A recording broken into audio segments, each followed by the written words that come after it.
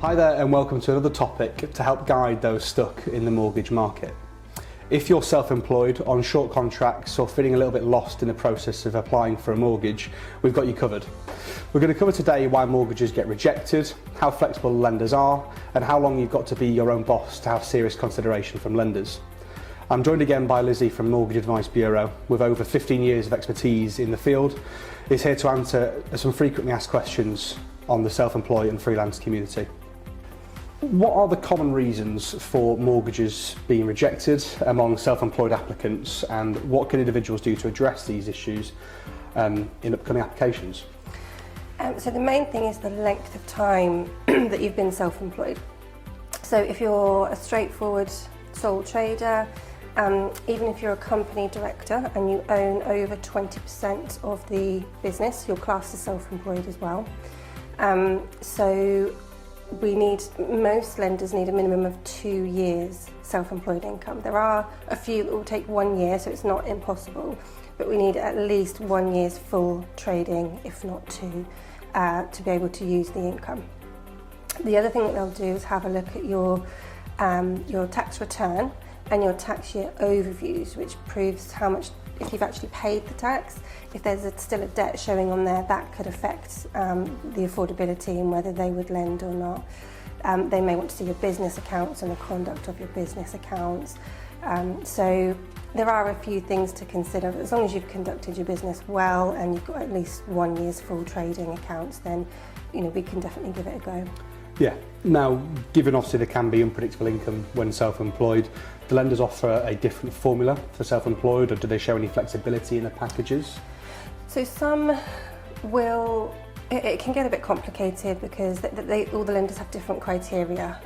So some of them will take an average of your last two, if you've got your last 2 years tax returns.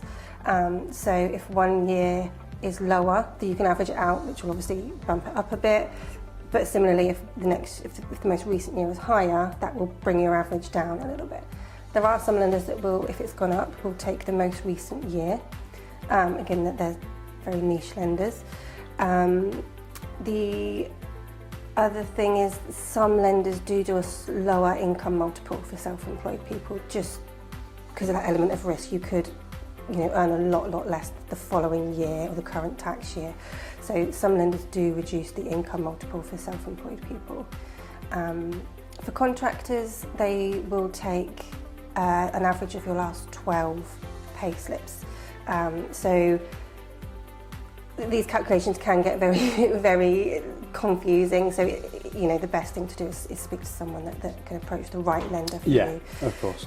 The other thing to bear in mind if you are a company director is some lenders will use your share of net profit rather than your salary and dividends, so that can bump up your affordability as well. Yeah, of course. And also I presume it's the same for kind of short-term contractors.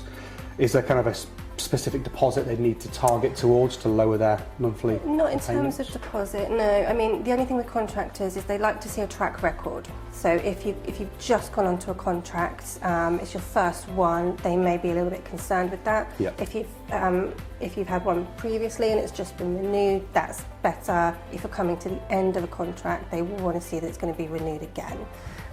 So again, contractors has a little bit more criteria around it, but not impossible. There's absolutely lenders out there that are comfortable with it. Yeah.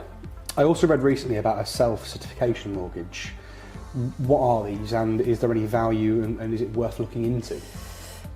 They don't really exist anymore. It used to be really popular years and years ago, where you would just say, this is my income, they would accept it and issue the mortgage.